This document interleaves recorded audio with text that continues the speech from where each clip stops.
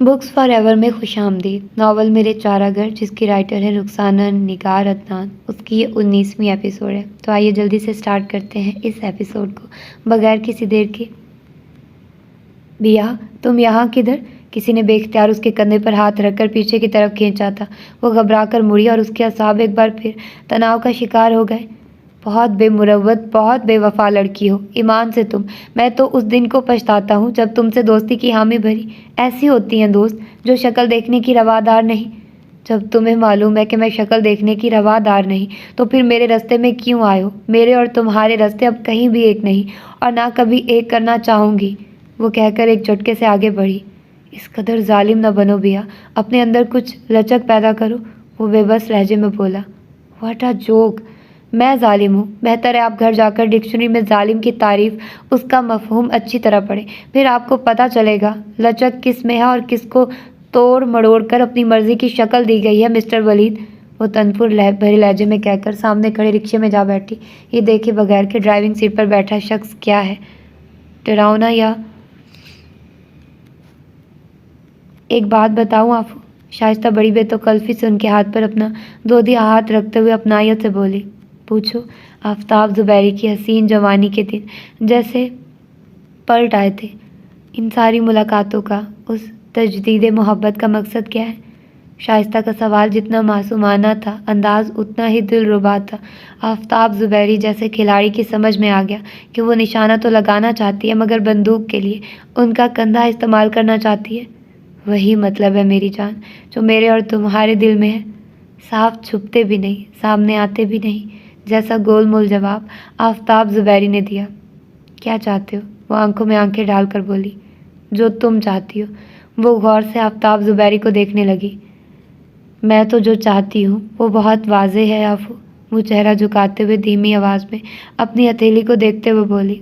मेरी तन्हाई, मेरा अकेलापन किसी अपने का साथ चाहता है। वो अपना जिसे कभी इस दिल ने टूट कर चाहा था, और अब इतने सालों के बाद भी ये दिल उसी की हमराही के लिए मचलता है, और मैं अब अपने दिल को मज़ीद तड़पा नहीं सकती। बस मैं तो ये चाहती हूँ। शाइस्ता ने कहकर मुस्कुराते हुए नज़रें उठाई तो आफताब ज़ुबैरी का दिल चाहा उठकर होटल में बैठे लोगों की परवाह किए बगैर नाचना शुरू कर दे। तो तुम्हारा क्या ख्याल है? मैं ये नहीं चाहता। मेरा दिल भी तो तुम्हारे हिजर फराक की जुदाई में बरसों तड़पा है। या मैं तुम्हारे साथ टाइम पास कर रहा हूँ, तुम अगर खुद को बहुत अकेला तन्हा महसूस करती हो तो मेरा भी यही ख्याल है शस्ता। सबके होते मैं बिल्कुल अकेला तन्हा हूँ। ये अलग बात कि मेरी ये तन्हाई किसी को नज़र नहीं आती। वो टूटे बिखरे लहजे में बोले तो शाइस्ता का जी चाहा उठकर उसे अपनी बाहों में समेट ले। हम दोनों ही यही चाहते हैं। तो फिर? वो बेकाबू होती धड़कनों पर काबू पाकर बेकरारी से बोले। देर तुम्हारी तरफ से है। वो अपनी कलाई में पड़े कीमती ब्रेसलेट से खेलते हुए बोली, जो अभी कुछ देर पहले आफताब ज़ुबैरी ने उसे गिफ्ट किया था और अपने हाथों से पहनाया था। मेरी तरफ से कुछ देर नहीं, अभी उठो, अभी निकाह कर लेते हैं, या जो तुम कहो। बेसाख्ता कहते कहते वो रुक कर बोले। इस तरह नहीं आफू। वो एक अदा से उनकी तरफ देख कर बोली। फिर किस तरह? आफताब ज़ुबैरी की बेकरारी अरूज पर थी। तुम मुझे पूरे चाहिए हो सालिम, जैसे अलहटर जवानी के अव्वलीन सालों में थे, सारे के सारे मेरे। दीवार के उस पार भी और दीवार के इस पार भी। मैं भी सारी तुम्हारी, तुम भी पूरे मेरे। वैसा आफू मुझे चाहिए मेरी जान। मैं ऐसा ही हूँ, मुकम्मल, पूरा, सारे का सारा तुम्हारा। वो जानिसार लहजे में बेताबी से बोले। नहीं, तुम बटे हुए हो, आधे सादिया बेगम की रफ़ाकत में और आधे अपने बच्चों के साथ। चाहे तुम उनके साथ हो या ना हो, उनसे मोहब्बत का दम भरो या ना भरो, मगर तुम उनके हो और वो तुम्हारे। शाइस्ता की दो टोक बात पर आफताब ज़ुबैरी चंद सानिया कुछ न कह सके। ठीक कह रही हूँ ना मैं? वो उसे खामोश देखकर बोली। नहीं, वो साफ आवाज़ में बोली। सादिया बेगम की हैसियत न कल, न आज, न आने वाले किसी कल में मेरे नज़दीक कुछ होगी। और बच्चे दूध पीते हैं कि उनकी जुदाई मुझ पर गिरा गुजरेगी। वो तो जब दूध पीते थे मैंने तब उनकी तरफ कभी मोहब्बत की नज़र नहीं की थी। उनका होना ना होना मेरे लिए बराबर है, इसलिए तुम्हारे ये खदशे फजूल हैं। वो अपनी तरफ से हर मामला साफ कर बैठे। तुम कुछ भी कहो, उनके वजूद को झुटला नहीं सकते। वो ज़िद्दी लहजे में बोली। तो हाँ, मैं कैसे उन्हें झुठला सकता हूँ? वो ज़िंदा हैं, चलते फिरते हैं। बस मुझसे उनका कोई ताल्लुक़ नहीं और आइंदा भी नहीं होगा। मैं घर ही छोड़ दूँगा, हम अलहदा घर ले लेंगे, या जो तुम कहो। मैं तुम्हारे घर आ जाऊँगा। वो चाहते हुए भी साफ साफ न कह सके। नहीं, वो हठीलेपन से बोली। फिर जो तुम कहो। आफ्ताब ज़ुबैरी ने सारे हथियार फेंक दिए। उसी वक्त दो बहरे आगे पीछे इश्तिहा अंगेज़ खानों के ख्वान लिए चले आए तो आफ्ताब ज़ुबैरी का ज़हन शाइस्ता की बात से बिल्कुल हट गया। एक ज़माने के बाद तो इतना शानदार और इतना ज़्यादा खाना नसीब हो रहा था, और शाइस्ता कुछ भी कहे वो हर शर्त हर ज़िद मानने को तैयार थे, दिलो जान से। वो घर आई और राफे घर आ चुका था और सामने किचन के दरवाजे के पास बरामदे में खड़ा था। एक पल को तो वो घबरा गई, मगर दूसरे ही पल अनजान बनकर उसके पास से गुजरते हुए कमरे में चली गई। सादिया बेगम कमरे में ज़ोहर की नमाज़ पढ़ रही थी। उसने कपड़े उठाए और तब्दील करने चल दी। बिया, खाना तैयार है, ले आऊँ? वो जैसे ही मुँह हाथ धोकर बाहर निकली, रोशी हाथ में मिठाई की प्लेट लिए उसके सामने खड़ी थी। उसने एक नज़र प्लेट को देखा और ब्रश उठाकर कैचर से आज़ाद करके ब्रश करने लगी। भैया, बड़ी ज़बरदस्त खबर है, पहले मुंह मीठा करो। वो रोशी के बड़े हुए हाथ को झटक न सकी, मगर तंज करने से भी बाज न रह सकी। अरे नहीं, और उसकी मिठाई भला मैं तुम्हें खुद खिलाऊंगी। अल्लाह ने हमारी सुन ली, हमारी अम्मी की दुआएं रंग ले आई हैं। भाई जो जॉब मिल गई है उसी मल्टीनेशनल कोरियन कंपनी में, बहुत ज़बरदस्त किस्म की, और इसकी सबसे ज़्यादा खुशी तो यकीनन तुम्हें होगी, है ना? रोशी पहले की तरह बगैर सोचे समझे बोल रही थी। क्यों? मुझे क्यों खुशी होगी? मेरा इस खुशी से क्या ताल्लुक़? वो रूखेपन से बोली और बाल दोबारा कैचर में समेटकर बिस्तर की तरफ बढ़ गई। और प्लीज़ बार बार आकर बिया, खाना खा लो की टेप ना लगा देना। मुझे अभी भूख नहीं, खाना होगा तो खुद उठकर खा लूँगी, और जाते हुए दरवाज़ा बंद कर जाना। वो उसी सर्द और बेमुहर लहजे में कहते हुए बिस्तर की तरफ बढ़ी और रोशी की हैरान नज़रों से बेखबर कंबल सर तक तान कर लेट गई। जॉब मिल गई है तो मैं घी के चिराग जलाऊं लाड साहब की खुशी में? मुसलसल करवटें बदलते उसे कोफत के मारे नींद भी नहीं आ रही थी। जब तक मेरे गम मेरी खुशियाँ उनसे अलग है और उनके दुख और मुसरतें मुझसे जुदा है, तो मैं उनके साथ क्यों हूँ? मेरा उनका क्या जोड़? रोशी बीबी, अगर इस खुशी का ताल्लुक सबसे ज़्यादा मुझसे है तो राफे साहब का मुंह दुखता था खुद से ज़्यादा मुझे कहते हुए। पास से तो गुजर कर आई थी, ये तक पूछना गवारा नहीं किया कि कहाँ से आ रही हूँ। जलन खोलन ऐसी थी कि नींद तो क्या, एक पल चैन नहीं आ रहा था। वो कुछ देर बाद कंबल झटक कर उठ बैठी। मुझे अब यहाँ नहीं रहना, हरगिज़ नहीं। बैग, कोई बैग? उसने अलमारी के ऊपर पड़े सूटकेस को देखा। ये तो बहुत भारी है, फ़िलहाल शॉपर में 2-4 जोड़े रख लेती हूँ, बाकी बाद में आकर ले जाऊँगी। वो फैसला जो वो सुबह से नहीं कर पा रही थी चंद मिनटों में हो गया। बाहर मुकम्मल खामोशी थी, न जाने सब कहाँ गए थे। अच्छी बात है, मैं चुपके से निकल जाती हूँ, ना किसी से सामना होगा, ना किसी सवाल का जवाब देना पड़ेगा। वो दबे कदमों बाहर निकली। सादिया बेगम और रोशी कमरे में नहीं थी, बाज़ार गई होंगी। आजकल तो बाज़ार के सुबह शाम फेरे लग रहे हैं। अपनी खुशियाँ मनाने के ढंग सबको आते।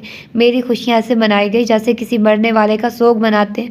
मर ही तो गई हूँ इस घर में आकर, मुर्दों से बदतर ज़िंदगी गुजार रही हूँ। किसको ख्याल है मेरा? और मेरा है भी कौन जिसके साथ 2 बोल पढ़ कर आई हूँ, बंद कर बैठी हूँ। जब उसने कदर न जानी तो बाकी से क्या गिला?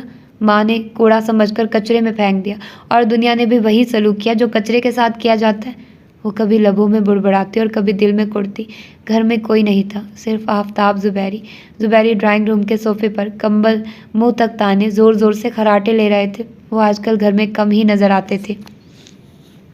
आखिर इतना रुपया ईंठा, ठिकाने भी तो लगाना होगा, मकार इंसान। आफ्ताब ज़ुबैरी को देखकर उसे और गुस्सा आ गया। बड़े बड़े शॉपिंग बैग में उसने 4 जोड़े और कुछ ज़रूरी चीज़ें रखी। थोड़े बहुत ज़ेवरात हैंड बैग में रखे, बाकी ज़ेवरात को अलमारी के लॉकर में रखकर, चाबियां अपने पर्स में रखकर उसने कमरे पर एक अलविदाई नज़र डाली और बैग हाथ में लिया आहिस्ती से बाहर निकल आई। फरवरी की अव्वलीन खनक सहर पैर पर ढलकर शाम में बदल रही थी, मटियाली सी तारीखी गर्म शॉल की तरह सारे घर को अपनी बक्कल में लपेट रही थी। जब उसने आखिरी नज़र वह सीधा घर के आंगन पर डाली जहाँ उसने अपनी ज़िंदगी के मुश्किल तरीन शब व रोज़ गुजारे थे, जिनसे बिछड़ने का इस पल उसे कोई मलाल, कोई दुख नहीं था। उसने एक गहरा सांस लिया और बैरूनी दहलीज से कदम बाहर रख दिया। खुले आसमान की वसअतों तले सांस लेती धड़कती ज़िंदगी बाहें वाक़ई उसकी मुंतज़िर थी। कहाँ जा रही हो तुम?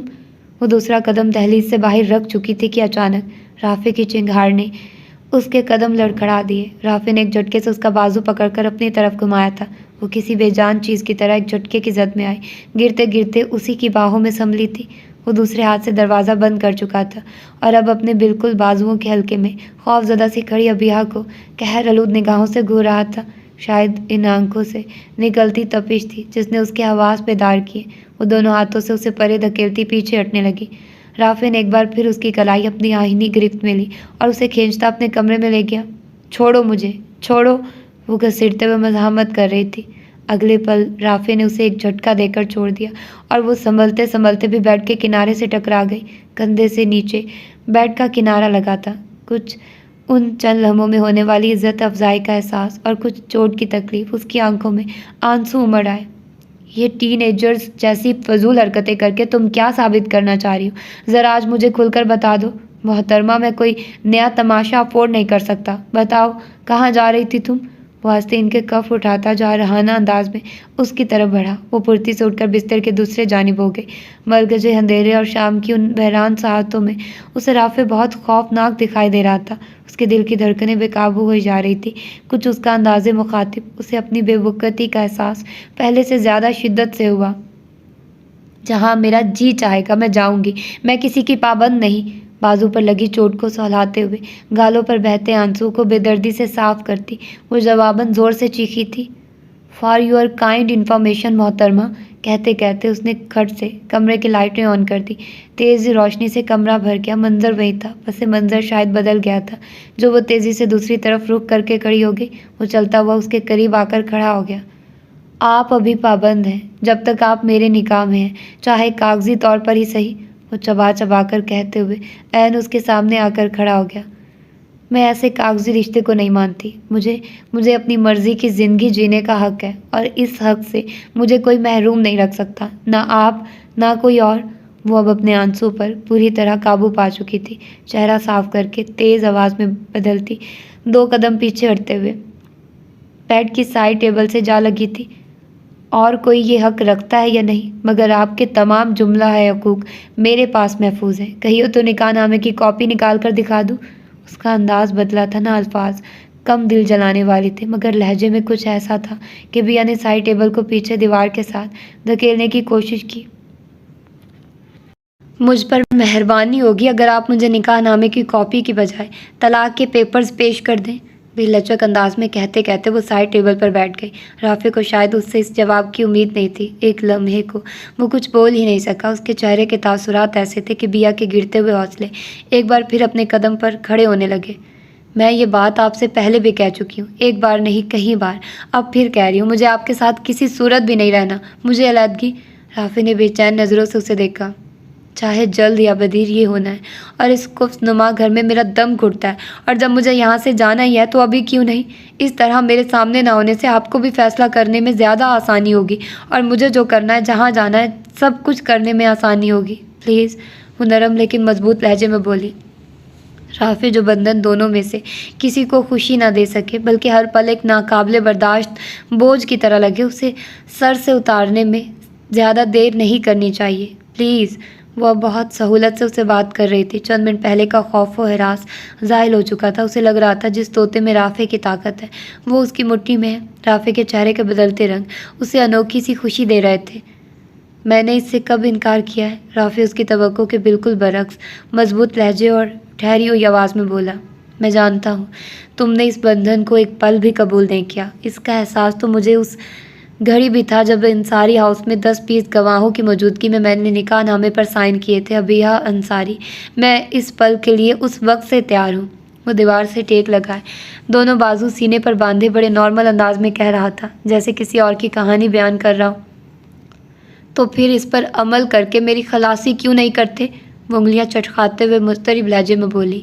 میں تیار ہوں، وہ تابع دار انداز میں بولا تو بیا کو فوری طور پر کوئی جواب نہیں سوجا۔ اگر آپ ایگری ہیں تو مجھے جانے دیں اور پیپرز ابھی یا جس وقت چاہیں مجھے دے دیں۔ رافع نے ایک گہری نظر اس کے سپاٹ چہرے پر ڈالی۔ اس وقت 7 بجنے کو ہیں۔ بائی دا وے تم کہاں جاؤ گی؟ اس نے وال کلاک پر نگاہ ڈالتے ہوئے قدر فکر مندی میں پوچھا۔ یہ آپ کی ہیڈک نہیں، کہیں بھی جاؤں۔ وہ اٹھ کر کھڑی ہو گئی۔ بیا، وہ اس کی طرف نہ جانے کیسی نظروں سے دیکھ رہا تھا۔ پلیز، وہ راستہ لینے کو بے چین تھی۔ میں نے تو بہت سوچا تھا کہ ایسا موقع جب بھی آئے گا۔ اول تو میری خوش فہمی تھی۔ وہ ہنسا۔ کہ ایسا موقع نہیں آئے گا، اگر آیا تو ایک بار تم سے ضرور پوچھوں گا۔ وہ یکدم چپ ہو گیا۔ کیا؟ اس کا تجسس فطری تھا۔ کچھ نہیں۔ اس نے گہرا سانس لیتے ہوئے بالوں میں انگلیاں چلائی۔ میں تمہاری ہر بات ماننے کو تیار ہوں جب تم کہو۔ میں دوبارہ کوئی سوال نہیں کروں گا، مگر اس کے لیے تمہیں بھی میری ایک بات ماننا ہوگی۔ وہ کیا؟ صرف روشی کی رخصتی تک رک جاؤ اور اپنے اس فیصلے کو کسی کو علم، میرا مطلب ہے امی کو پتہ نہ چلے تو جیسے ہی روشی کے فرض سے سب کو دوش ہو جاؤں گا۔ آئی پرومس، جو تم کہو گی میں انکار نہیں کروں گا۔ وہ سنجیدگی سے بولا۔ چاہے روشی بیوی کی رخصتی سال بھر نہ ہو۔ وہ تن سے بولی۔ نہیں، تمہارا انتظار اتنا طویل نہیں ہوگا، بس 2-4 ماہ یا شاید اس سے بھی کم۔ اگرچہ میں جانتا ہوں تم زبان سے بھی اس کا بارہا اظہار کر چکی ہو اور اس عرصے میں تمہارے تاثرات چیخ چیخ کر اعلان کرتے رہیں کہ اس پنجرہ نما قفس میں رہنا تمہارے لیے کس قدر اذیت ناک ہے، لیکن کیا کیا جا سکتا ہے۔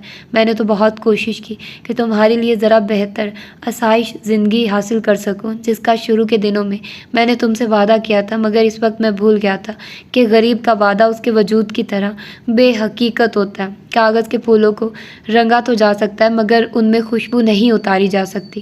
جانے دو، اس نے خود میں سر جھٹکا۔ تمہیں منظور ہے تکلیف کے یہ چند ماہ اور؟ پتہ نہیں، وہ سر جھکا کر بڑبڑائی۔ میں دعویٰ نہیں کر سکتی، مجھ سے اب واقعی ادھر نہیں رہا جا رہا۔ وہ جیسے بے بس سی ہو کر بولی۔ رافع کو اس کے جواب پر غصہ تو بہت آیا، مگر وہ پی گیا۔ امی اور روشی وہ تو تمہارا بہت خیال رکھتی ہیں، ان کے لیے تھوڑی سی اگر دل میں گنجائش پیدا کر لو۔ وہ دانستہ اپنا نام نہیں لے سکا۔ آپ یہ سمجھیں، بس میرے دل میں اتنی ہی گنجائش تھی جتنا میں نے یہ سب برداشت کر لیا، اور کروں گی تو نہ جانے کس پل سارے بند ٹوٹ جائیں۔ میں بہت زیادہ صابر نہیں ہوں اور جبر سہنے کی بھی عادت نہیں۔ آپ کو جو فیصلہ کرنا ہے بس مہینے بھر میں کر لیجئے، اس کے بعد… وہ آ کھڑی ہوئی۔ اس کے بعد آپ کسی بھی کاغذی بندھن کی دھمکی سے مجھے روک نہیں سکیں گے۔ وہ اس کی آنکھوں میں آنکھیں ڈال کر بے خوفی سے بولی تھی۔ اور جب کسی کو میرا خیال نہیں تو میں کیوں کسی کے معاملات نپٹنے کے لیے خود کو سولی پر چڑھائے رکھوں؟ آئی ایم سوری، اگلی بار آپ میرے اٹھے قدم نہیں روک سکیں گے۔ وہ کہتے ہوئے اس کے پاس سے گزرنے لگی۔ بندھن صرف کاغذ پر کیے گئے دستخطوں کے تو محتاج نہیں ہوتے، کچھ رشتے دل بھی باندھ لیتے ہیں۔ وہ پیچھے سے بولا۔ میرے دل کا آپ کے دل سے ایسا کوئی رشتہ نہیں۔ وہ تیزی سے بولی۔ رشتہ ہو بھی سکتا ہے، بلکہ میرے خیال میں تو ہو بھی چکا ہے۔ ہرگز نہیں، وہ ٹھوس لہجے میں بولی۔ آپ سے مجھے صرف کاغذی رشتہ توڑنا ہے اور کوئی تعلق نہیں جوڑنا، کسی بھی صورت میں نہیں۔ پتہ نہیں کیسی ضد تھی اس کے لہجے میں کہ رافع کو جواب میں چپ رہنا مناسب لگا۔ وہ کمرے سے جا چکی تھی۔ پتہ نہیں جب یہ کاغذی رشتہ ٹوٹے گا تو دل کے اندر کیا کیا نہیں ٹوٹ جائے گا، یا شاید کچھ بھی سلامت نہ رہے، یا سب ہی کچھ بچ جائے۔ بیا، بے خبری کے جس موڑ پر تم کھڑی ہو اسی پر میں کھڑا ہوں۔ کبھی لگتا ہے دنیا میں آ کر تمام ہو گئی ہے، ہر تلاش کا اختتام ہو گیا ہے، اور کبھی لگتا ہے تم سامنے سے ہٹو گی تو دنیا کا نقشہ کتنا بھلا لگے گا، یا نئی دنیا کی دریافت ممکن ہو سکے گی۔ تم خزاں ہو کہ بہار، تم جاؤ گی تو بہار آئے گی، یا بہار تمہارے ساتھ چلی جائے گی۔ اپنے ہی دل کی مجھے کچھ خبر نہیں، تمہارے دل کا پتہ کہاں سے ڈھونڈوں؟ وہ بے دم سا ہو کر بیڈ پر گر گیا۔ پھر تم نے کیا سوچا ہے آفو؟ شائستہ نے کافی رکھ کر جاتی ملازمہ کو دیکھتے ہوئے خاصی سنجیدگی سے پوچھا۔ کس بارے میں؟ آفتاب زبیری کا لہجہ ہی نہیں، انداز بھی بہت مطمئن سا تھا۔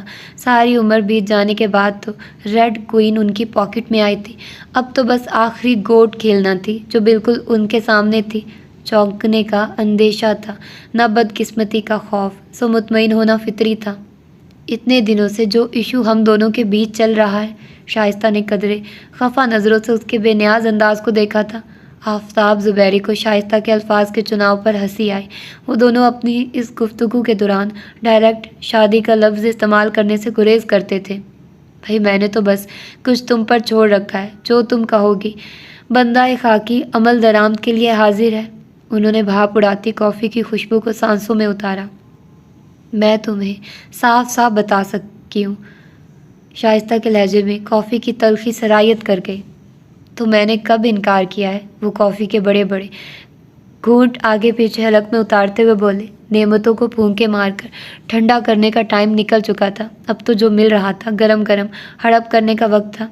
دیکھو آفو، یہ سب مذاق نہیں، اور تم یہ بھی نہ سمجھنا کہ تم اکیلے امیدوار ہو میرے لیے۔ مجھے بس یہ سب مجھے تم سے زیادہ پتہ ہے۔ تمہیں کس چیز کی کمی ہے یا ضرورت ہے جو تم مجھ جیسے محرومیوں کے ستائے انسان سے تعلق جوڑو گی؟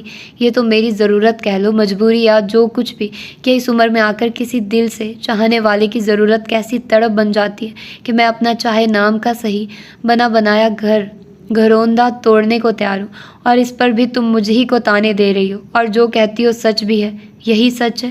آفتاب زبیری نے ذرا سی دیر میں دنیا بھر کی مظلومیت اپنے چہرے پر سجا لی تھی، اور ان کی کنچوں جیسی آنکھیں یوں ویران اور بنجر سی نظر آنے لگی۔ شائستہ کا دل جیسے کسی نے مٹھی میں لے لیا، وہ اٹھ کر ان کے پاس آ گئی۔ سوری آفو، میرا یہ مطلب ہرگز نہیں تھا۔ مجھے اگر دوسرے کسی کی بھی پرواہ ہوتی تو میں تمہاری طرف خود سے بڑھتی ہی نہ۔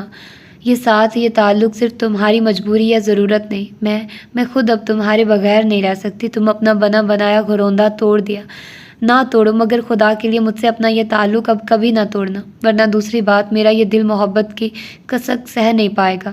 آنکھوں میں آنسو لیے وہ ان کے ہاتھوں پر سر گرا کر روحان سے لہجے میں بولی۔ آفتاب زبیری نے پھیکی سی مسکراہٹ لبوں پر سجا کر اس کے ریڈش براؤن بالوں والے سر کو دیکھا اور دوسرے ہاتھ سے اس کے بال سہلانے لگے۔ پگلی، میں یہ تعلق اب کیسے توڑ سکتا ہوں؟ اب تو یہ میرے مرنے کے بعد ہی ٹوٹے گا۔ وہ اس پر جھک کر سرگوشی کے سے انداز میں بولے، پلیز ہم نے اب نئی زندگی جینا ہے، مرنے کی کوئی بات نہ کرنا۔ اس نے تڑپ کر سر اٹھایا اور بھیگی آنکھوں کو ٹیشو سے صاف کرنے لگی۔ میں کب ایسی باتیں کرنا چاہتا ہوں؟ یہ تو تمہاری چاہت نے دیوانہ سا بنا دیا ہے۔ وہ نوخیز عاشقوں کی طرح نشیلی نگاہوں سے اسے تکتے ہوئے بولے، بس چاہت میں ہی دو یا نہ بننا، فیصلہ تو ہوش مندوں جیسا کرنا۔ میں اب اور انتظار نہیں کر سکتی۔ وہ سنبھل کر ذرا پرے ہو کر بیٹھ گئی۔ میں انتظار کر سکتا ہوں بھلا؟ میں تو خود اس جدائی کے راستے میں آنے والی ہر دیوار لمحہ بھر میں گرا دینا چاہتا ہوں۔ تو پھر دیر کس بات کی ہے؟ تم اپنے گھروندے کا معاملہ اسی ہفتے صاف کرو، دوسرے دن ہم نکاح کر لیں گے۔ وہ جلدی سے بولی، درست کہا تم نے۔ وہ سر ہلاتے ہوئے بولے، تو میں تیاری شروع کروں؟ وہ دبے دبے جوش سے بولی، وہ جیسے کسی خیال سے چونک کر اسے دیکھنے لگے۔ کیوں، کیا ہوا؟ شائستہ نے ٹٹولتی نگاہوں سے اسے دیکھا۔ وہ ایسا ہے شائستہ، وہ صوفے پر سیدھے ہو کر اگلا جملہ سوچتے ہوئے بولے، نکاح کی بات ٹھیک ہے، جب مرضی کر لو، میں تیار ہوں۔ پہلے تم پہلے والا معاملہ کلیئر کرو گے، یہ طے ہے۔ وہ بے مروتی سے بولی، میں اسے کب انکار کر رہا ہوں؟ میری کون سی دلچسپی ہے سعدیہ میں یا گھر میں؟ وہ اس کے انداز پہ کمزور لہجے میں بولے۔ پھر وہ پل بھر میں یکسر اجنبی لگنے لگی تھی۔ روشی کی رخصتی تک کیا اچھا لگے، نہ جانے کب اور کیسے ان کے پتھر دل میں یہ نرم خیال آ گیا تھا۔ واٹ؟ وہ منہ ٹیڑھا کر کے چلائی، بیٹی کو رخصت کر کے اپنی سیج سجاؤ گے، پھر کسی نواسے یا پوتے کی آمد تمہیں روک دے گی؟ شائستہ کو کسی نے جلتے توے پر بٹھا دیا تھا۔ جملہ ختم کرتے ہی وہ اٹھ کھڑی ہوئی۔ ایسا ہے کہ میری ایک ضروری اپائنٹمنٹ ہے اور مجھے آدھے گھنٹے میں آفس پہنچنا ہے۔ تم جانا چاہو تو ڈرائیور تمہیں ڈراپ کر دے گا، بیٹھنا چاہو تو 2-3 گھنٹے میرا انتظار کر لینا، ڈنر اکٹھے کریں گے۔ اور وہ بیگانی انداز میں کہتے ہوئے سر نگاہوں سے انہیں دیکھنے لگی، تم فائنلی نیکسٹ سنڈے تک کوئی فیصلہ کر لو، جو پچھلے معاملے سب کلیئر کر لو تو منڈے شام مجھے میرے پاس آ جانا، اور کوئی دلیل، کوئی بہانہ نہیں۔ امید ہے مجھے یہ سب بار بار دہرانا نہیں پڑے گا، ویسے بھی تو اچھے خاصے سمجھدار ہو۔ Good bye. وہ آفتاب زبیری کی پہنچی صورت پر ایک کاٹدار مسکراہٹ اچھالتی باہر کی طرف بڑھ گئی۔ پلیز شائستہ، بات سنو، دیکھو میں نے کب انکار؟ وہ دیوانہ وار اس کی طرف لپکے، اپنا اور میرا وقت ضائع مت کرو۔ Next Monday okay? وہ پورا جملہ کر کے چپاک سے باہر نکل گئی۔ کیا آفتاب زبیری مزید اسے پکار ہی نہیں سکے؟ یوں بھی شائستہ کے تیور بتا رہے تھے، وہ مزید کچھ سننے کی بھی نہیں۔ مینٹل، خود کو نہ جانے کیا سمجھتی ہے، حرام کی دولت نے دماغ پر چربی چڑھا دی ہے، سچ جھوٹ میں کوئی فرق نظر ہی نہیں آتا اسے، اور ایسی خود سر تو یہ شروع کی تھی اپنی غرضی کے سامنے، اس نے پیدا کرنے والی ماں کو لات مار دی۔ تو آفتاب زبیری تم کیا چیز ہو؟ بہتر ہے کہ تم بھی اپنی ماضی کے رشتے تعلق کو لات مار دو، تو ہی اس جنت عرضی کے حقدار ٹھہرو گے، اور شادی ہو جانے تو پھر اس بڈھی گھوڑی کو لگام ڈالنے کا مزہ آئے گا، پھر دیکھوں گا اس کا تم تراک، یہ تن تنا سب کس بل نکال دوں گا، اور رخصتی میں وہاں کون میری شرکت کی تمنا میں مرا جا رہا ہے، اور وہ بھی نہ جانے کب ہو، 2-4 مہینے یا 4 سال لگ جائیں، میری تو خوش بختی تو منہ پھیر جائے گی نہ یہ اب نہیں ہو سکتا۔ آفتاب زبیری کے جیتے جی وہ بالوں میں انگلیاں پھیرتے ہوئے باہر کی طرف بڑھے۔ ایک حسن کی دیوی سے مجھے پیار ہوا تھا، دل اس سامنے سے آتے ملازم کو دیکھ کر انہوں نے لب دبائے اور روب انداز میں چلتے ہوئے ڈرائیور کی طرف بڑھا۔ تو یہ تھی اس کی آج کی ایپیسوڈ، اور ملتے ہیں اس کی اگلی ایپیسوڈ میں۔ اپنا ڈھیر سارا خیال رکھیے گا۔ اللہ حافظ۔